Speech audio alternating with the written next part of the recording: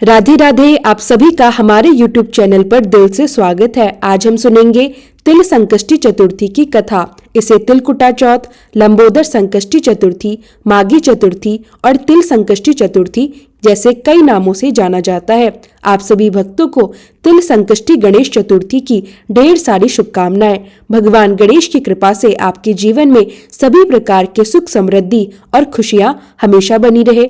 विशेष बात यह है कि संकष्टी गणेश चतुर्थी का व्रत हर साल माघ मास के कृष्ण पक्ष की चतुर्थी को रखा जाता है। इस दिन भगवान गणेश के भालचंद्र स्वरूप का विशेष रूप से पूजन किया जाता है। वैसे तो हर माह के कृष्ण और शुक्ल पक्ष की चतुर्थी को गणेश चतुर्थी के रूप में मनाया जाता है। कृष्ण पक्ष की चतुर्थी को संकष्टी गणेश चतुर्थी कहा जाता है। शुक्ल पक्ष की चतुर्थी को विनायक गणेश चतुर्थी कहते हैं। हर व्यक्ति के लिए इसका अपना अपना विशेष महत्व है और माघ मास के कृष्ण पक्ष की चतुर्थी का महत्व और भी विशेष माना जाता है। तिल संकष्टी चतुर्थी के दिन यह व्रत विशेष रूप से महिलाओं द्वारा अपने बच्चों की दीर्घ आयु और कल्याण के लिए रखा जाता है। इस व्रत के द्वारा महिलाएं अपने संतान की समृद्धि, सुरक्षा और कल्याण की कामना करती हैं।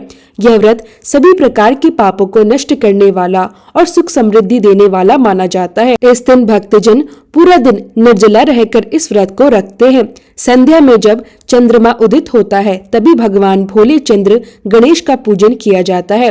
पूजन के दौरान चंद्रमा को अर्घ्य देने और धूप दिखाने के बाद ही यह व्रत पूर्ण माना जाता है। इस दिन खूबसूरत 4 प्रकार की पूजा विधि के माध्यम से भगवान गणेश की पूजा करनी चाहिए। कम से कम 2 बार पूजन करना अति शुभ होता है, सुबह और चंद्र उदय के समय। इससे भगवान गणेश विशेष रूप से प्रसन्न होते हैं। इसके बाद चंद्रमा को अर्घ्य देने के बाद चंद्रदीप से भी प्रार्थना करनी चाहिए। इस प्रार्थना में आप कह सकते हैं, हे भगवान, हमारे घर में सभी प्रकार के सुख, समृद्धि और शांति बनी रहे, हमारी सभी इच्छाएं पूरी हो, हमारे जीवन में खुशियां और कल्याण आए। इस प्रकार मन की हर इच्छा और कामना को भगवान गणेश और चंद्रदेव से कहकर इस व्रत को पूर्ण किया जाता है। अब आइए सुनते हैं तिल संकष्टी गणेश चतुर्थी की कथा। तो चलिए प्रेम और श्रद्धा से भगवान गणेश जी की जय बोलते हैं। पद्मा पुराण के अनुसार आज ही के दिन कार्तिकेय के साथ पृथ्वी पर परिक्रमा लगाने की प्रतिस्पर्धा हुई थी, लेकिन भगवान गणेश ने पृथ्वी के बजाय भोलेनाथ और माता पार्वती की 7 बार परिक्रमा की। इस अद्भुत भक्ति भाव और ज्ञान को देखकर भगवान शिव जी अत्यंत प्रसन्न हुए, इसलिए उन्होंने भगवान गणेश को प्रथम पूजने का अधिकार प्रदान किया। इस प्रकार से गणेश जी को सर्वप्रथम पूजन का महत्व मिला। एक शहर में देवरानी और जेठानी रहते थे। जेठानी बड़ी अमीर थी और देवरानी बहुत गरीब। देवरानी गणेश जी की परम भक्त थी। देवरानी का पति जंगल से लकड़ियां काट कर लाता और उन्हें शहर में बेचता था और अक्सर बीमार रहता था। देवरानी जेठानी का घर का सारा काम करती और बदले में उसे बचा हुआ खाना और पुराने कपड़े मिलते थे। इसी तरह देवरानी का परिवार चलता था। माघ महीने में देवरानी ने तिल चौथ का व्रत किया। 5 आने का तिल और गुड़ मिलाकर तिलकुटा बनाया। पूजा करके तिल चौथ की कथा सुनी और तिलकुटा चीके में रख दिया। उसने सोचा कि चांद दिखने के बाद ही वह कुछ खाएगी। कथा सुनकर वह जेठानी के घर चले गई और वहां जाकर खाना बनाया। जेठानी के बच्चों से कहने लगी कि खाना खा लो। बच्चे बोले, हमारी माँ ने व्रत किया है और माँ अभी भूखी है। जब माँ खाना खाएगी तो हम भी तभी खाना खा लेंगे। जेठ जी को खाना खाने के लिए बोला तो जेठ जी ने बोला कि मैं अकेला नहीं खाऊंगा, जब चांद निकलेगा तब सभी एक साथ मिलकर खा लेंगे। देवरानी ने जेठानी से कहा कि आप मुझे थोड़ा सा खाने को दे दो। तब जेठानी बोली, आज तो किसी ने अभी तक खाना नहीं खाया तो मैं तुम्हें पहले कैसे दे दूं? तुम सुबह बचा हुआ खाना लेकर चली जाना।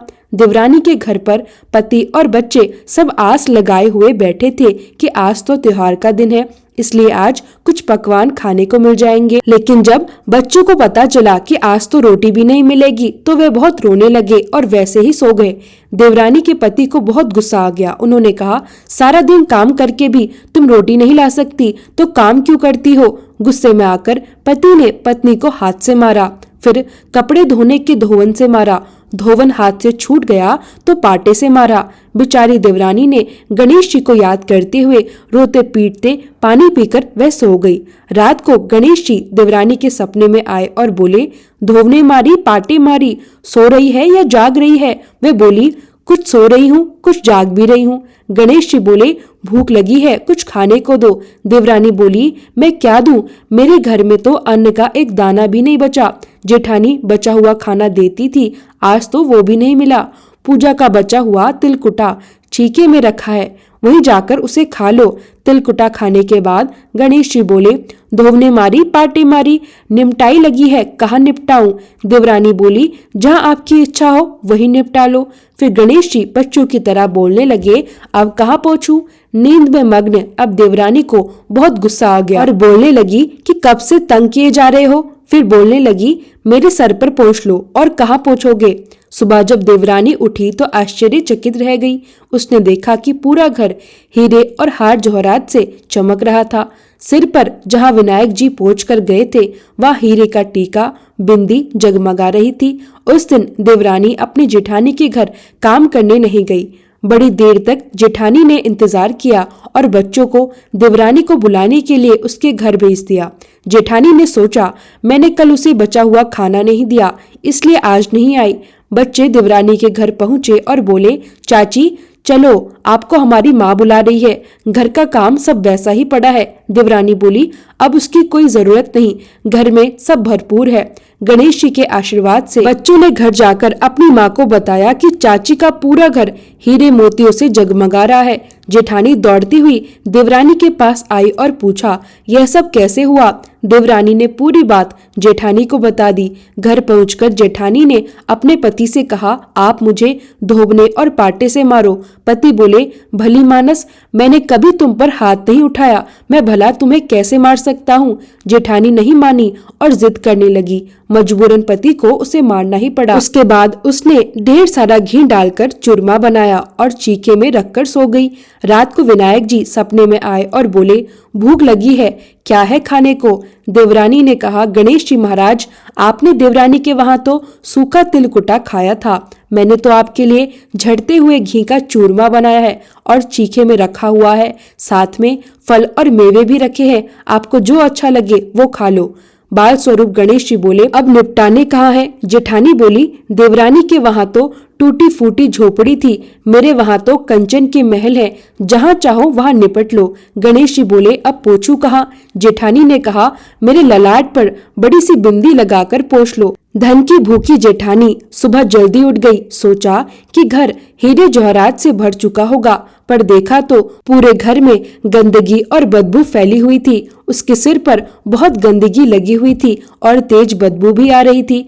उसने कहा कि हे गणेश जी महाराज, आपने ऐसा क्यों किया? मुझसे रूठे और देवरानी पर टूटे। जेठानी ने घर की सफाई करने की बहुत कोशिश की, लेकिन गंदगी और भी फैल गई। जेठानी के पति को जब यह बात पता चली तो वह बहुत गुस्सा हुआ। उसने कहा, तेरे पास इतना सब कुछ था, फिर भी तेरा मन नहीं भरा। परेशान होकर जेठानी ने गणेश जी से मदद की प्रार्थना की। गणेश जी ने कहा, देवरानी से जलन के कारण जो कुछ हुआ उसका फल तुम्हें मिला है, अब तुम अपने धन का आधा हिस्सा उसे दे दो, तभी ये सब साफ हो जाएगा। जेठानी ने धन बांटा, लेकिन मोहरे की एक हांडी चूल्हे के नीचे गाड़ दी। उसने सोचा किसी को क्या ही पता चलेगा, और उसने उस धन को नहीं बांटा। उसने कहा, हे श्री गणेश जी, अब तो अपने यह बिखराव समेट लो। गणेश जी बोले, पहले चूल्हे के नीचे गाड़ी हुई मोहरे की हांडी सहित ताक में रखी हुई 2 सुई भी 2 हिस्से कर कर उसे भी बांटो। इस तरह गजानन ने बाल स्वरूप में आकर सुई जैसी छोटी चीज का भी बंटवारा करवाया और अपनी माया समेटी।